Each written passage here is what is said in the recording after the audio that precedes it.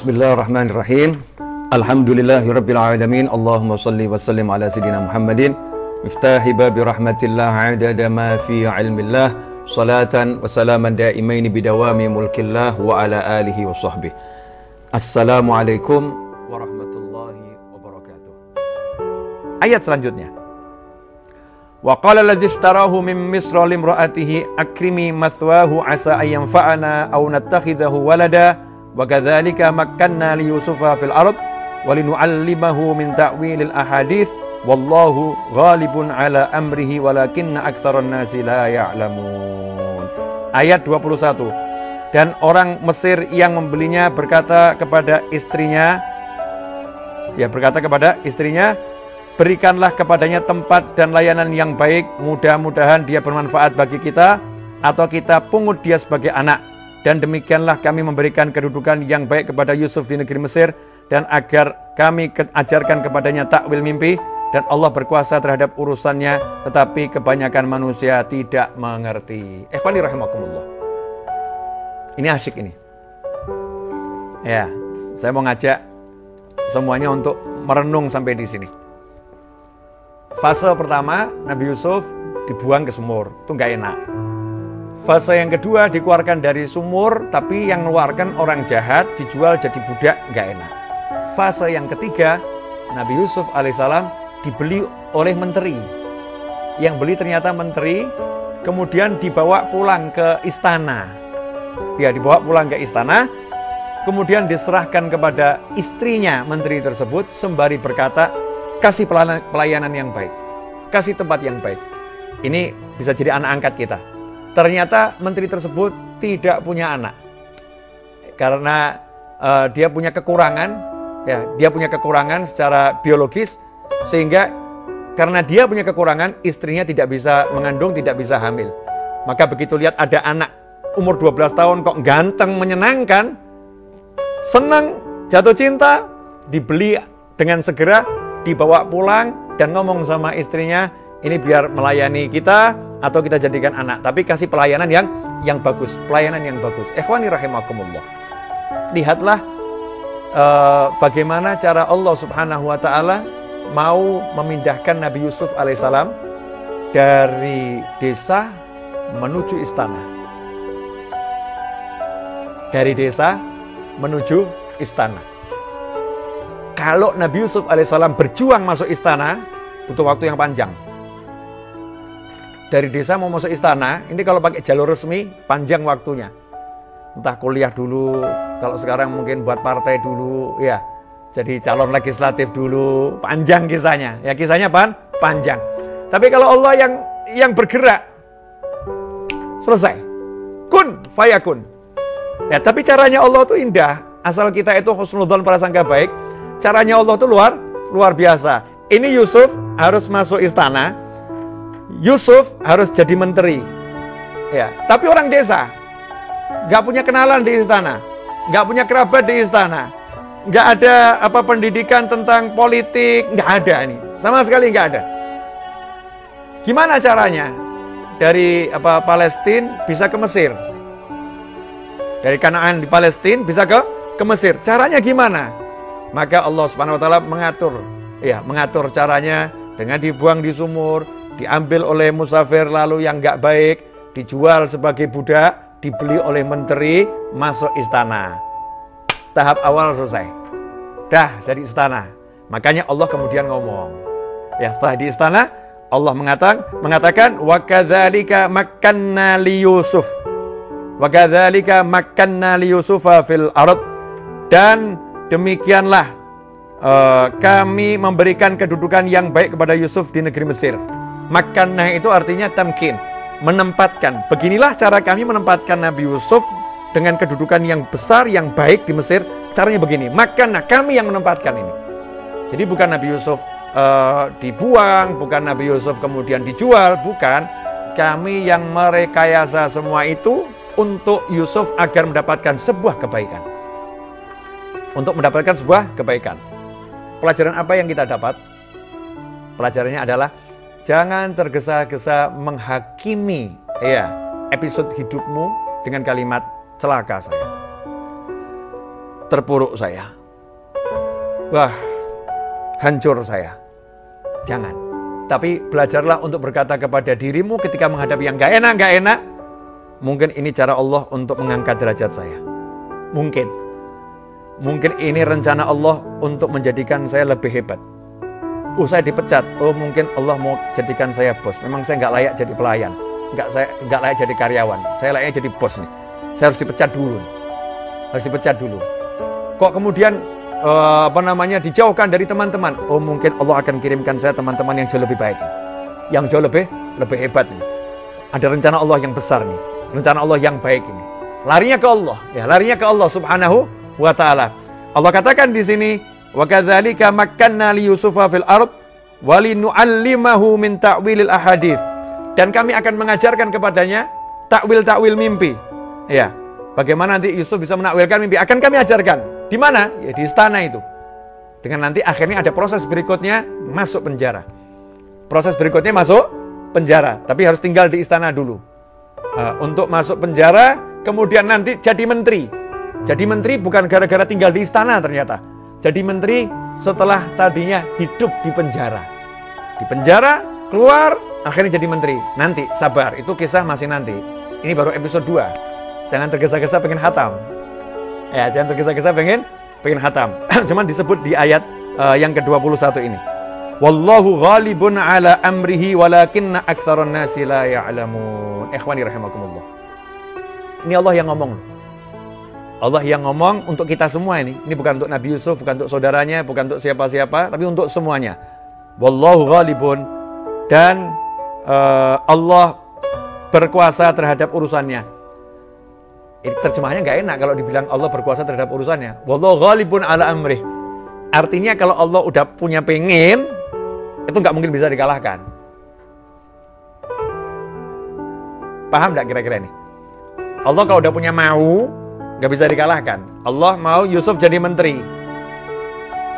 Dah bentuknya prosesnya apapun tetap jadi menteri.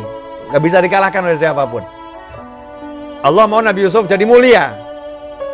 Walaupun kejadiannya model apapun, Nabi Yusuf akan mulia. Dikatakan di Al-Quran, Wallahu ghalibun ala amrihi walakin aktsaran nasi la ya'lamun. Tapi kebanyakan manusia nggak ngerti. Nah, ini ada rahasia. Makanya kita kalau mau sukses itu ya, ngetoknya ke Allah. Ya Allah, ya Allah, ya Allah. Nah kalau udah Allahnya iya, walaupun wujudnya kita sekarang seperti apapun, kalau Allah udah mau, nggak mungkin bisa dikalahkan. Logika tuh nggak bisa membendung kemauannya Allah. Hukum tuh akan dirubah, ya dirubah oleh kemauannya Allah Subhanahu Wa Taala. Contoh, Nabi Ibrahim alaihissalam. Kita keluar dikit ya, buat contoh saja biar lebih jelas. Dibakar. Coba saat itu solusinya apa? Kalau Anda jadi temannya Nabi Ibrahim, salah satu teman Nabi Ibrahim alaihissalam adalah malaikat Jibril alaihissalam.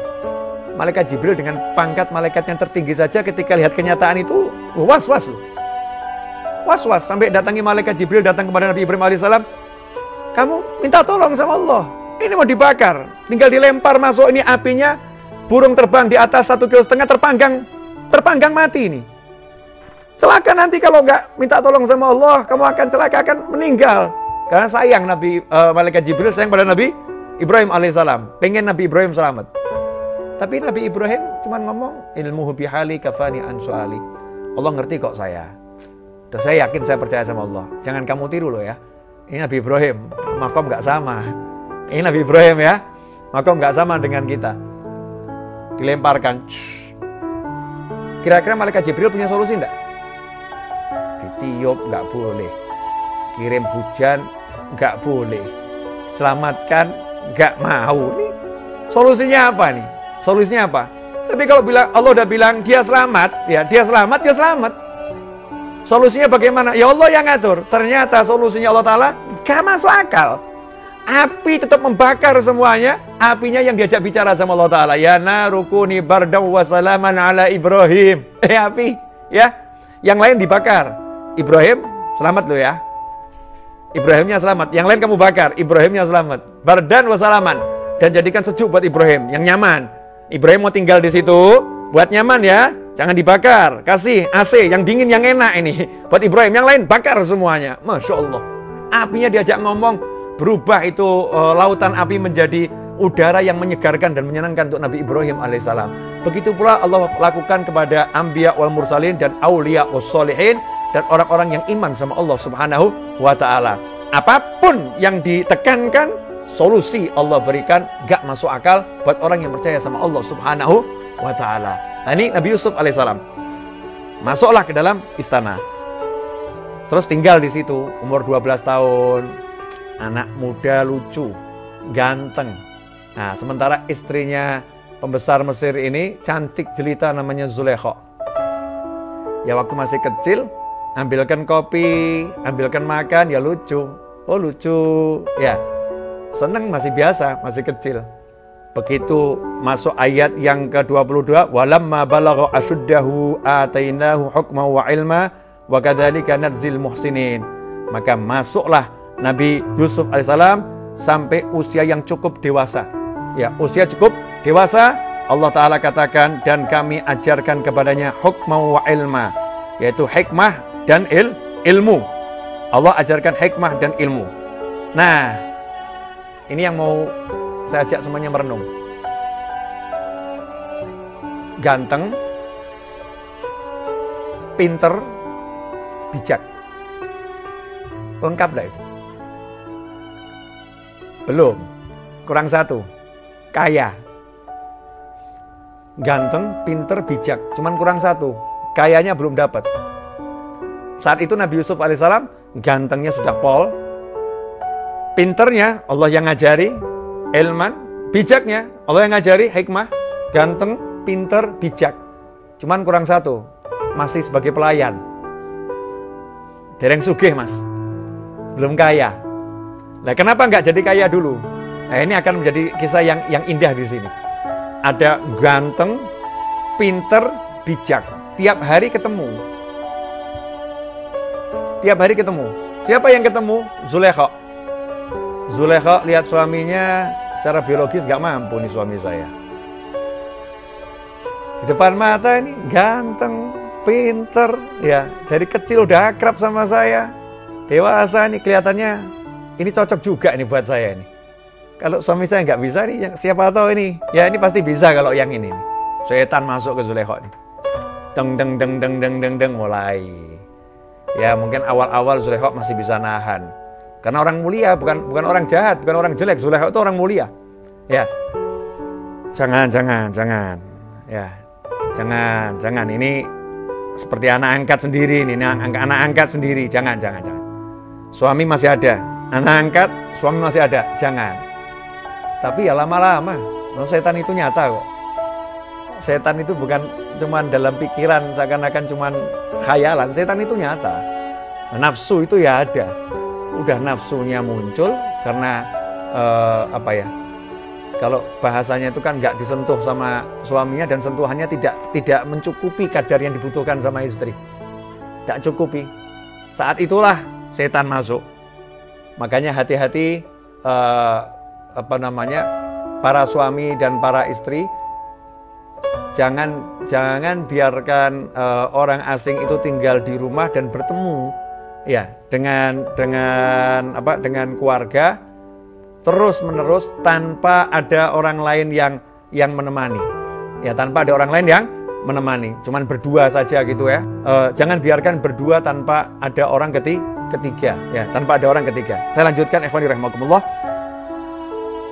Akhirnya Zulaikha nggak mampu menahan nafsunya. Di ayat yang ke-23.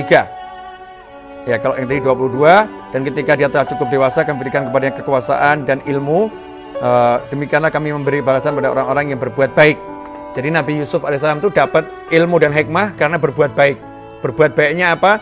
Satu, nggak mengeluh, nggak menceritakan keburukan saudara-saudaranya. Beliau tetap bersabar seperti ayahnya, Sobrun Jamil. Kemudian ridho dengan apa yang dialami, nggak protes, ya menikmati kondisinya saat itu Nabi Yusuf alaihissalam. Maka sama Allah dikasih ilmu, ya dikasih ilmu dan dikasih hikmah, kasih kekuasaan, dikasih kebijaksanaan. Akhirnya dalam usia yang cukup matang itu dewasa, gagah, Disitulah Zulaikha tergoda